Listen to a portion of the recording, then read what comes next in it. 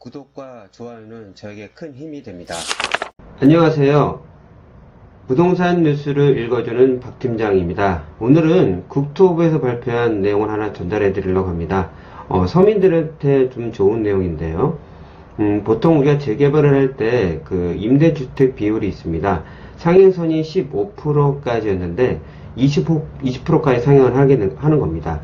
그렇다고 매번 20% 하는 게 아니라 지자체마다 틀리고요. 거기서도 요건이 맞아야 되는데 당연히 그 비율이 높게 되면은 그만큼 용적률 비율을 높게 해줍니다.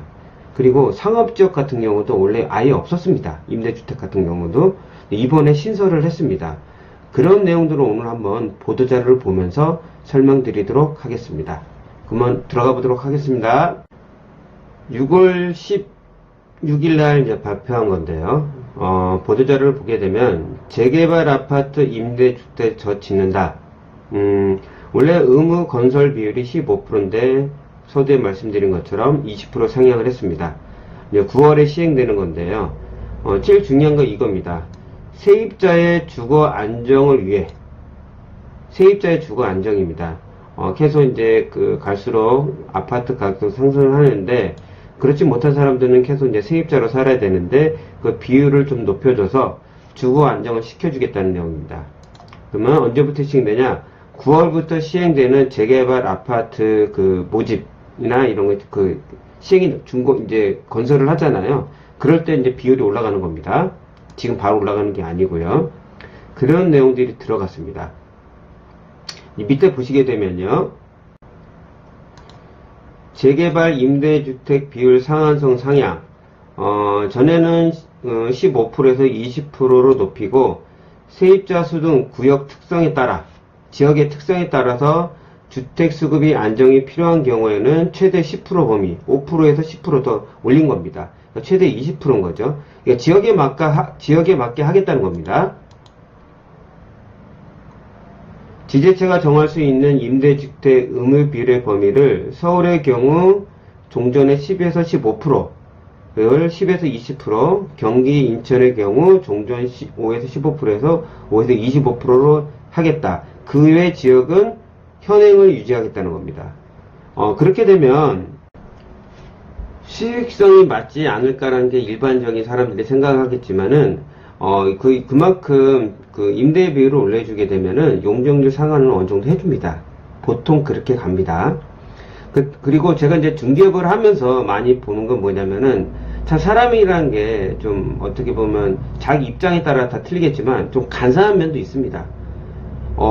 집을 보러 올 때 임대주택이 있으면 서로 분리가 돼 있는지, 그리고 서로 다니는 공간이 틀린지 꼭 그걸 보게 됩니다. 그게 이제 강남이 아니라 강북도 조금 그쪽에서도 똑같습니다. 본인이 강남에 가면 어떨까요? 그런 대접을 받을 수 있는데 말이죠. 사람은 입장차가 틀린 건데 뭐 그게 어떻게 낫다 할 수는 없겠지만 제가 현장에서 보는 중개업자의 입장에서는 조금 씁쓸한 면도 있습니다. 하는 얘기입니다. 현장에서 하도 보다 보니까요. 근데 취지는 상당히 좋은 겁니다. 계속 문재인 정부가 원하는 거는 이제 서민들의 안정인데 그 중에 하나, 왜냐면 뭐 청약은 다 받을 수 있는 게 아니잖아요. 사람마다 생활 여건이라는 게 있기 때문에 그런 분들도 들여다보는 겁니다. 지금 얘기가. 임대주택 비율도 늘리겠다는 거는 그것도 어려운 분한테도 더 주겠다는 겁니다. 대신 그만큼 수익성이 많게 아마 용적률도 올려줄 겁니다. 두 번째는 상업지역의 임대주택 공급입니다. 상업지역 같은 경우는 전에 없었는데 건설 의무가 없었어요. 근데 시행되는 재개발세대 임대주택을 건설하겠다는 겁니다. 서울의 경우 5%, 경기 인천의 2.5%, 기타 지역 0, 완화해서 운영할 수 있게 해준다고. 왜냐면 처음부터 이렇게 하게 되면 좀, 사업성이 좀 떨어질 수도 있습니다.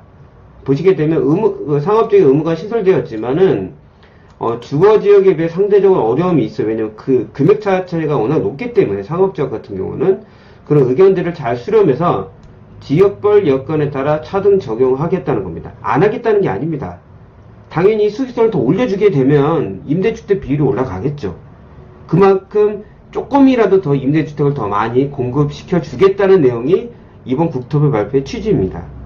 밑에 마지막 내용을 들어가게 되보면은 도심 내에서도 세입자 등 주거 취약계층이 안심하고 거주할 수 있도록 이 내용이 상업지역도 핵심적으로 들어간 겁니다.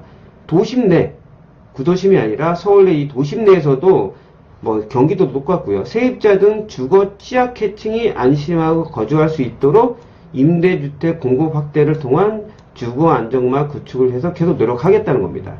그 전에 제가 계속 들려드렸던 건 청약 내용인데요. 뭐 그렇지 않은 내용들도 또 있었어요. 근데 지금 이 부분은 더 취약계층들, 더 어려우신 분들을 위해서 임대주택을 더 많이 공급하겠다. 대신 제가 예상하건대 그런 내용은 나오지 않았지만은 임대주택 비율이 높아질수록 용적률은 올려줄 수밖에 없습니다. 그거는 당연한 이치니까요. 그런 내용들을 국토부가 발표했습니다. 정말 문재인 정부 국민들 들여다보지만 그 더 어려운 우리 서민들까지 다 들여다보는 이런 정책을 펴고 있으니까 그래서 이렇게 열심히 일하고 있다는 거 오늘 들려드리려고 이런 내용을 마련했습니다. 다음에 더 나은 부동산 뉴스로 찾아뵙도록 하겠습니다. 끝까지 들어줘서 정말 감사합니다.